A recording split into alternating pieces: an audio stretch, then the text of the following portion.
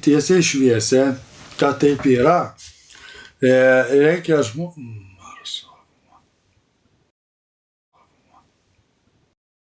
Sveiki, Petrai.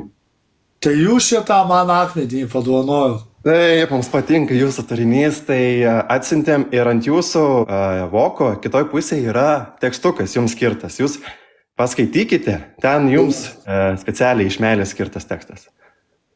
O, tai labai ačiū. Tai jeigu turit tą voką, dar galit pažiūrėti. Jo, aš pažiūrėsiu paskui, o jeigu ką, tai už ką jūs čia, taip jūs čia mane mylit. Nu, tai labai stebim, labai mėgstam jūsų turinį. Ir čia yra pirmasis Lietuvoje Marso akmuo ir jūs esat vienas pirmųjų Lietuvoje, kurį jį gavote. Tai yra du žmonės Lietuvoje, yra Kristina ir jūs. Ir paskui dar... O, ble, tai čia mes šitas pats kaip apdovanojimą gavę jau. Nu, galima skaityti, kad čia jau TikTok apdovanojimai, geriausi TikTok live kūrėjai.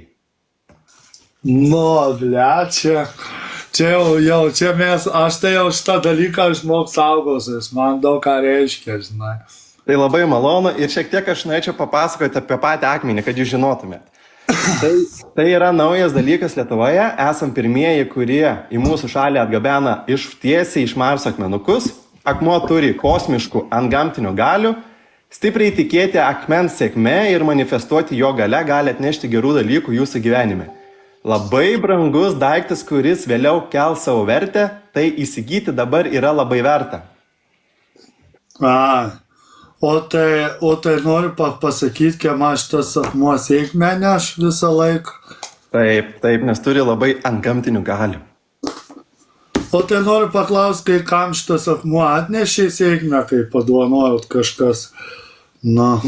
Tai dabar kol kas tik tais pirmas dienas, kai Lietuvoje yra. Tai čia mes pirmutiniai su Kristina gavę akmenis. Taip.